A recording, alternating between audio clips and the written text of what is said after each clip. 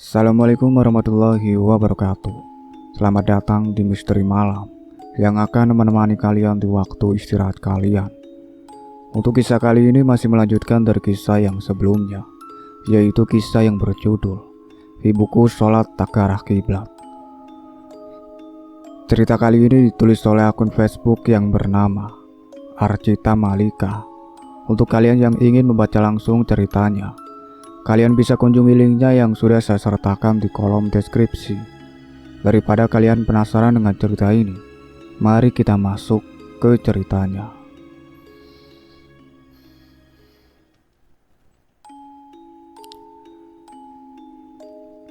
Hari-harinya kini terasa hampa, mengingat tubuhnya ini akan diambil alih oleh budak abut, dan dia belum tahu cara agar lepas dari semua itu. Sekitar jam 10 pagi, Raffi mendatangi rumah Bia tanpa sepengetahuan Bia sendiri. "Assalamualaikum," ucap salam Raffi dengan lembut. Detik kemudian, pintu pun terbuka lebar. Rupanya yang membukanya adalah Ros. Wanita itu menatap dekat Raffi, membuat Raffi merasa canggung. "Bianya ada, Tante?" tanya Raffi sambil melemparkan senyuman. "Ada urusan apa ya, Raffi?" ketus Ros dengan tatapannya menyelidik. "Ada yang mau dibicarakan sebentar kok, Tante." Ros pun membiarkan jalan pada Raffi untuk masuk ke dalam. Ia berjalan mengekori Raffi. "Bia, ada Raffi," teriak Ros. Mendengar itu, dia berjengit kaget. Lamunannya buyar seketika, bukan karena teriakannya, tapi karena nama seseorang yang disebut Ros barusan. "Kenapa dia datang ke rumah?" batin Bia. Dengan cepat, Bia mengayunkan kakinya menuju ke ruang tamu. Di sana sudah ada Raffi yang terlihat mengamati setiap sudut ruang tamu dan ruang TV. Melihat keberadaan Bia, Raffi langsung tersenyum manis kemudian menyapanya. Bia pun menjatuhkan bokongnya di atas sofa. Begitupun dengan Raffi. "Ada apa, Raff?" dahi Bia mengernyit. "Keluar sebentar yuk, mau nggak?" seru Raffi. Bia tertunduk diam. Sesekali matanya melirik ke arah dapur. Di sana ada Ros yang sedang mengintainya, sekaligus menguping pembicaraan mereka. Ros mengerti maksud dari lirikan Bia padanya. Ia mengangguk, pertanda ia mengizinkan Bia untuk keluar bersama Raffi. Seketika wajah Bia tambah sumringah. "Iya, aku mau," jawab Bia. "Alhamdulillah. Ya udah, kamu siap-siap sana," ucap Raffi yang tak kalah sumringahnya. Bia pun berjalan kembali masuk ke kamarnya untuk bersiap-siap. Ketika sudah beres, Bia pun membuka pintu kamarnya. Raffi yang mendengar suara decitan pintu itu langsung berdiri. Betapa terpesananya Raffi ketika melihat Bia yang begitu cantik dalam balutan dress vintage-nya, ditambah sebuah bandok krim yang terpasang di atas rambutnya, selaras dengan warna dressnya. Mata Raffi tambah berbinar-binar melihatnya, membuat Raffi jadi salah tingkah, seperti ada panah asmara yang menancap di hatinya. Beberapa kali Bia melambaikan tangannya di depan wajah Raffi, namun Raffi tak kunjung sadar. Ia terus menatap wajah sang pujaan hati sambil tersenyum lebar. Hingga akhirnya Raffi dibuat kaget saat wajah Bia seketika berubah jadi sosok yang menyeramkan. "Lihat apa?" ujar sosok itu sambil menyeringai. "Hei, kau kenapa, Vi?" tanya Bia. Ia bingung. Pada Raffi yang tadinya tersenyum, tiba-tiba terperanjat kaget. Tadi biasalah. Kan kamu udah biasa dulu ngeliat aku tiba-tiba kaget begini," jawab Raffi sambil nyengir kuda. Bia hanya berohria. Mereka berdua pun berjalan menuju halaman rumah. Mereka akan pergi ke suatu tempat menggunakan sepeda motor milik Raffi. Bia duduk dengan posisi menyamping karena ia sedang memakai dress. "Sudah?" tanya Raffi pada Bia untuk memastikan apakah Bia sudah nyaman dengan posisinya. Lalu Bia mengiyakannya. Hati Raffi kembali berbunga-bunga kala Bia memegang pinggangnya. Ia makin dibuat salah tingkah. "Raffi, kau belum jalan?" tanya Bia, sedikit kesal karena sedari tadi Raffi belum menjalankan motornya juga. Raffi kelabakan. Ia pun segera memutar kunci motornya dan tancap gas. Di dalam rumah, Rose dari tadi menguntit di balik jendela. "Bersenang-senanglah dulu. Sebentar lagi akan kuberikan kau sedikit kejutan," kata Rose sambil tersenyum licik. Setelah mengendarai motor selama 15 menit, akhirnya Raffi berhenti di sebuah taman yang dimana tempat itu sering ia kunjungi bersama Bia semasa sekolah dulu. "Wah, udah lama banget gak kesini. Sekarang banyak berubah ya," seru Bia sambil melihat sekitar dengan penuh antusias. "Benar, aku jadi rindu dengan tempat ini, termasuk momen kita di sini," Raffi berucap sambil melirik Bia dengan tatapan teduh. Dia hanya melirik sekilas, lalu membuang muka.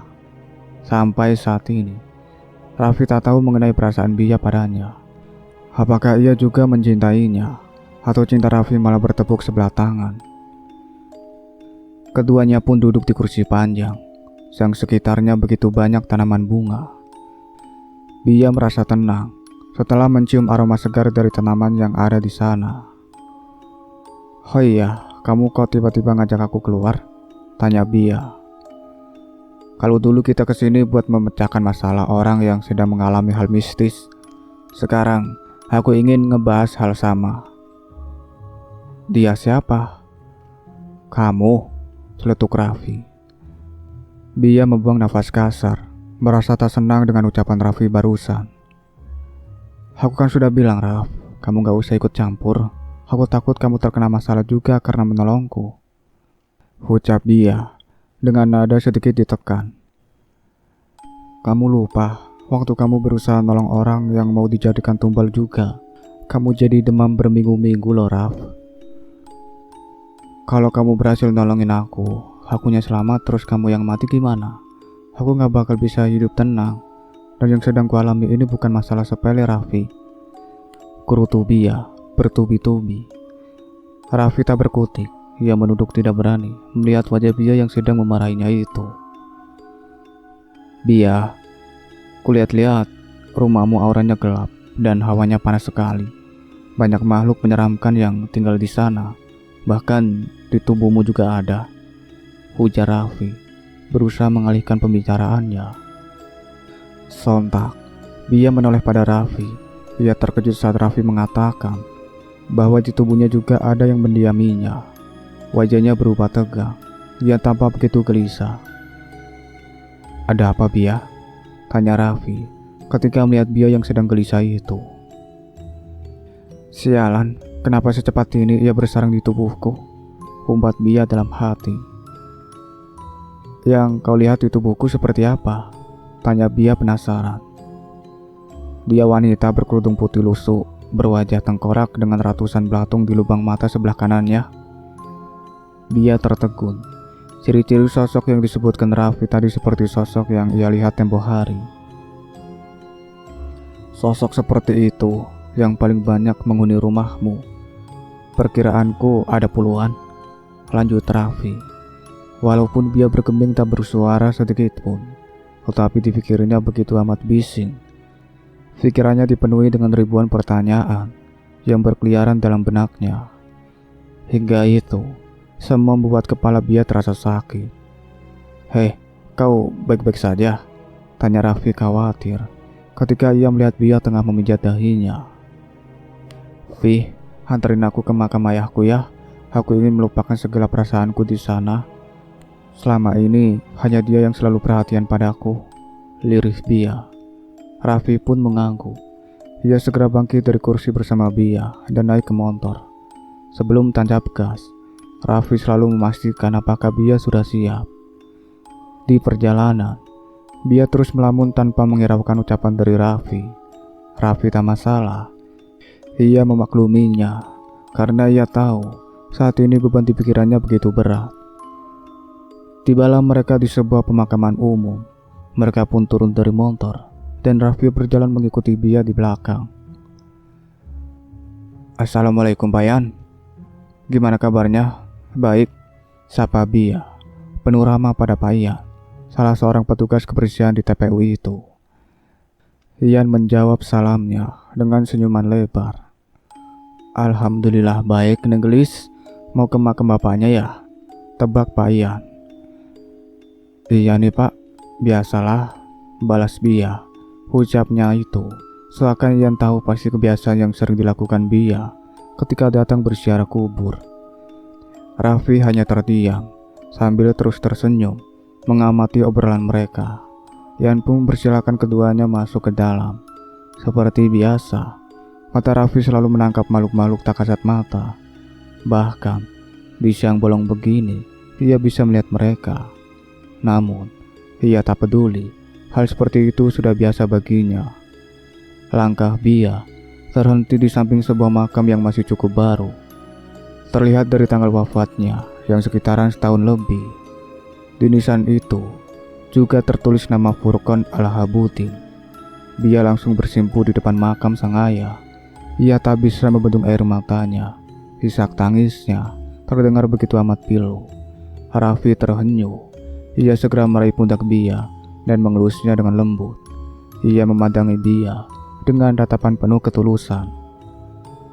Ayah, Bia akan nyusul ayah. Tungguin Bia ya, ucap Bia, tersendat-sendat karena tangisannya.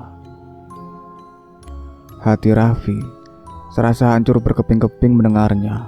Ia merasa bodoh karena belum melakukan apapun untuk Bia. Kali ini, ia bertekad untuk menolong Bia tanpa sepengetahuan Bia sendiri, karena ia akan merasa bersalah seumur hidupnya jika Bia mati tanpa pertolongan sedikit pun darinya. Ia segera menyeka air matanya yang hendak turun. Takut Bia melihatnya dan membuatnya bertambah sedih. Tak lama kemudian, di arah yang tak jauh dari mereka, Raffi melihat ada seseorang bertubuh tinggi yang seluruh tubuhnya tertutupi kain putih bersih menjuntai hingga ke tanah. Bahkan wajahnya pun tertutup oleh kain putih itu. Ia tampak berjalan lurus dan berhenti di depan makam yang berada di samping makam ayah Bia. Raffi terus memandangi orang itu. Ia bahkan tak tahu jika yang sedang ia lihat itu bukanlah manusia. Sosok itu juga menangis terisak-isak di depan makam tersebut. Di sela tangisan wanita itu, Raffi juga mendengar ada suara tangisan bayi dari arah wanita itu juga. Bia yang masih bersedih itu menoleh ke arah Raffi yang terdiam mematung sambil menatap ke depan. Raffi, ada apa? Apa yang kau lihat? Raffi tak membalas ucapan Bia. Ia langsung berdiri dan menuju ke makam yang berada di samping makam Furqan itu. Bia yang menyaksikannya merasa kebingungan. Apakah anak itu melihat sesuatu di sana? Pikir Bia. Raffi berjongkok di samping makam tersebut. Ia mulai membaca satu persatu yang tertulis di nisannya. Haluna Braden Smith bin John Braden Smith, lahir 27 September 1981, wafat 19 November 2007. Bia beringsut dari makam ayahnya dan berjalan mendekati Raffi. Itu makam tanteku, Luna namanya, saut Bia. Ia mati dalam keadaan yang mengenaskan. Sampai saat ini belum ada yang tahu siapa yang telah mengirimkan makhluk menyeramkan itu untuk menghabisi nyawanya. Sambungnya. Seketika Raffi terhenyak. Ia kembali mengingat kejadian tragis yang telah dialami Bia saat ia melihat mata Bia ketika mereka masih duduk di bangku SD. Sesosok wanita itu kemudian berdiri. Ia mengangkat sedikit kain putih yang menutupi wajahnya. Dengan begitu, Raffi bisa melihat wajah dari sosok itu. Hanya hitungan detik, sosok tersebut kemudian menutup wajahnya kembali dan pergi berlalu meninggalkan Bia dan Raffi. Dia, bule? Tanya Raffi penasaran, seraya menoleh pada Bia. Aku kurang ingat, tapi sepertinya bukan. Mungkin dia blasteran. Kenapa? Dahi Bia mengernyit. Aku tadi melihat seorang wanita tinggi di sini. Seluruh tubuhnya tertutupi kain putih tanpa ada yang terlihat. Sebelum pergi, ia menunjukkan wajahnya padaku, tutur Raffi. Oh, pantas saja gak ngubris aku. Wajahnya cantik kan? Cantik, seperti wanita bule, tapi wajahnya lusuh dan ada bekas luka di kedua sudut bibirnya. Terus dia sempat mengucapkan sesuatu padaku, balas Raffi. Hah? Apa? Tanya Bia begitu penasaran. Dia bilang, bajiku. Itu saja, kemudian ia pergi dan menghilang, jawab Raffi. Bia merasa begitu sedih mendengarnya. Jiwa Luna sampai saat ini belum tenang juga rupanya. Ada niat baik di hati Bia ingin membantu menyelesaikan kasus Luna. Tapi dia baru ingat jika ia juga sedang memiliki masalah yang belum menemukan titik terang. Raffi, kamu bisa tahu siapa yang melakukan semua ini pada Tante Luna? Tanya Bia memelas. Raffi bergeming, ia tanpa memikirkan sesuatu. Aku bisa melihat pelakunya, hanya saja dia berwajah tengkorak, jadi aku nggak tahu siapa dia sebenarnya. Apa mungkin dia bukan manusia? Pikir Bia. Raffi mengembuskan nafas panjang. Gak mungkin Bia, masa jin menyuruh jin buat ngebunuh orang? Kan gak logis, bantah Raffi. Kamu benar juga. Ya udah deh Raff, kita pulang, nanti kita pikirkan itu lagi. Rasanya aku lelah banget semalam juga tidurnya kurang. Raffi mangut-mangut sambil tersenyum manis. Mereka pun berjalan menuju gerbang keluar. Tapi langkah Raffi tertahan oleh sebuah tekanan di bahu kirinya. Rupanya ada makhluk halus yang memegang pundaknya. Raffi pun menoleh ke belakang dan menatap wajah sosok itu. Berhati-hatilah, ujar sosok itu, lalu menghilang. Terdengar juga di depan sana, Bia meneriaki Raffi yang tak kunjung berjalan. Neng, udah mau pulang? Seru Pak Ian dengan senyuman khasnya. Bia membalasnya dengan senyuman juga. Iya Pak Ian, oh iya, ini ada sedikit rezeki dari Bia, ucap Bia sambil mengelurkan tangannya. Waduh, makasih lo Neng Gelis. Semoga rezekinya dilipat gandakan dan diberikan umur yang panjang. Amin, kata Ian dengan begitu bahagia. Amin, balas Bia dan Raffi bersamaan. Mata Bia tak bisa berbohong kala Pak Ian mendoakannya berumur panjang. Mereka pun berpamitan pada Ian dan segera meninggalkan TPU tersebut. Setelah sampai di rumah, Bia mengucapkan terima kasih pada Raffi karena sudah mengajaknya jalan-jalan dan bernostalgia di taman yang sering mereka jumpai dulu. Bia pun melangkah masuk ke dalam rumah setelah Raffi sudah pergi meninggalkan halaman rumahnya. Ketika ia masuk, kondisi rumah tampak sepi. Bia celingak-celinguk mencari keberadaan Ros, namun ia tak melihatnya. Pikirnya, sang ibu sedang keluar rumah. Tapi kok sandalnya ada di luar, ucap Bia. Mungkin ibu lagi tidur di kamarnya, sambung Bia seraya membuka pintu kamarnya. Tak berselang lama, Ardi juga sudah pulang dari sekolah. Wajahnya merah padam dan terlihat tak bersemangat. Ia melempar tasnya ke sofa, menendang meja kemudian menjatuhkan tubuhnya ke atas sofa. Bia yang mendengar kegaduhan di luar kamar segera keluar untuk melihat apa yang terjadi di sana. Ardi menggeram kesal dan mengusap wajahnya dengan kasar. Kamu kenapa sih, Dik? Tanya Bia sambil menautkan kedua alisnya. Bukan urusan lo, pendak Ardi. Bia berjalan kontai mendekati Ardi, mencoba menangkannya dengan elusan lembut di lutut Ardi. Kemudian ia mengembuskan nafas panjang. Coba cerita deh, mana tahu bisa ngurangin kesedihan kamu, ujar Bia dengan lembut. Ardi segera memalingkan wajahnya, nafasnya tambah masih memburu. Namun Bia dapat melihat dari sudut mata Ardi yang sebentar lagi akan meneteskan air mata. Buru-buru Ardi mengusap matanya dan menatap sang kakak dengan tatapan sayu. Ardi memang anaknya temperamen, tapi kalau ia diberi kelembutan seperti itu, ia akan cepat luluh. Ayo cerita saja, kakak siap jadi pendengar. Kalau mau peluk juga gak masalah, saut Bia sambil menangkup dagunya dengan tangan kirinya. Di mata Bia, Ardi masih seperti adik kecilnya yang dulunya sering ingusan, menceritakan banyak hal tentang keseruannya bersama teman-temannya. "Timku kalah bermain basket, aku malu," jawab Ardi dengan ekspresi masam. "Menang kalah itu hal biasa, Dek. Daripada marah-marah gak jelas begini, mending kamu dan timmu berlatih lagi toh. Ini kan kali pertamanya timmu kalah. Bentar lagi kan ada seleksi basket di bidang internasional. Kamu gunakan saja waktumu sekarang buat latihan lebih keras, supaya kamu dan timmu bisa lolos. Nah, aku akan sering datang untuk melihatmu bermain, oke?" tutur Bia dengan penuh kasih. Ardi tertegun. Ia menyadari ada benarnya juga ucapan Bia barusan. Suasana hati Ardi sudah tambah lebih tenang setelah mendengar penuturan Bia. Karena gengsi, ia mengucapkan terima kasihnya dalam hati saja. "Oh iya, sorry ya soal semalam," kata Ardi, seraya menoleh kepada Bia. Bia menaikkan kedua alisnya, merasa kurang mengerti dengan ucapan Ardi itu. "Soal apa?"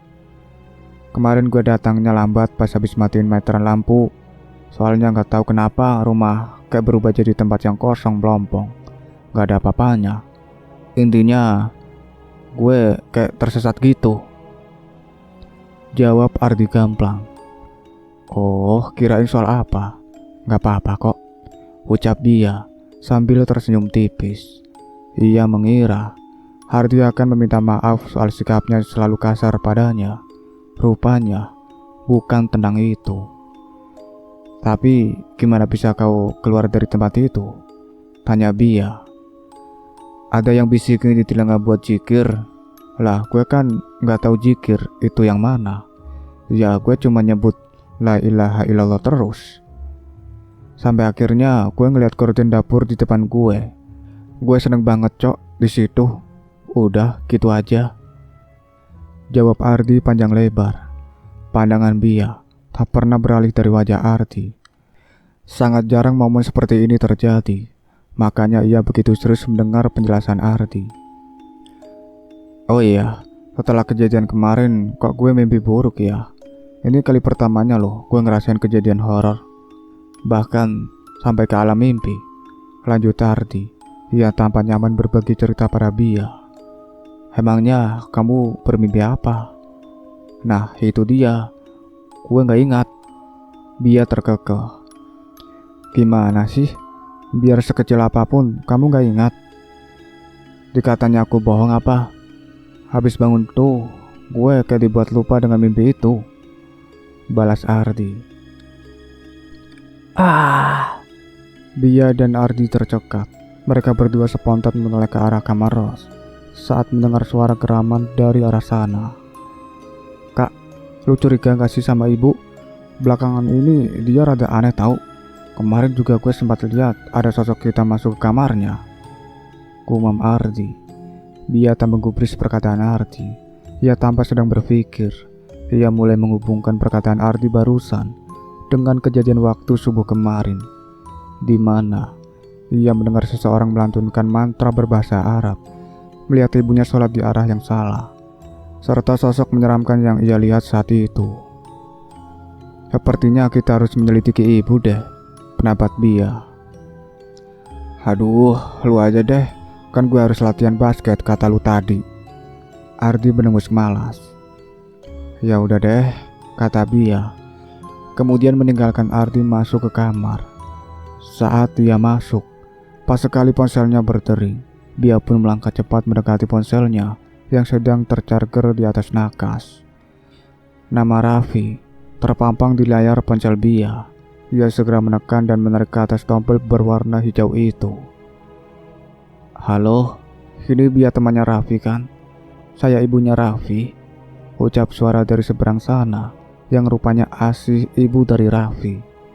"Ada apa tante?" tanya Bia yang tampak panik mendengar suara Asih yang terdengar bergetar dan cemas. "Raffi baru saja mengalami kecelakaan waktu tante nyuruh dia ke minimarket.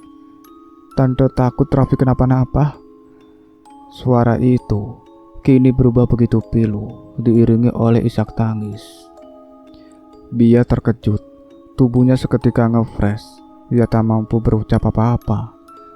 Ketika Raffi terkena demam berminggu-minggu saja, ia teramat khawatir. Apalagi seperti ini.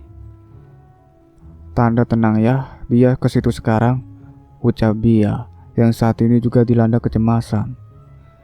Ia segera mematikan teleponnya dan keluar dengan langkah terburu-buru menuju keluar. "Bia, mau kemana kamu?" teriak Ros. Baru saja Bia ingin memegang handle pintu, Ros malah lebih dulu memanggilnya. "Aku mau ke rumah sakit, Raffi baru saja mengalami kecelakaan," jawab Bia. Ia semakin tak tenang karena langkahnya terhentikan. "Kau tidak kuizinkan keluar," ucap Ros dengan tatapan dingin. "Tapi Bu..." "Hush, jangan membantah," pekik Ros sambil menempelkan telunjuknya ke bibir.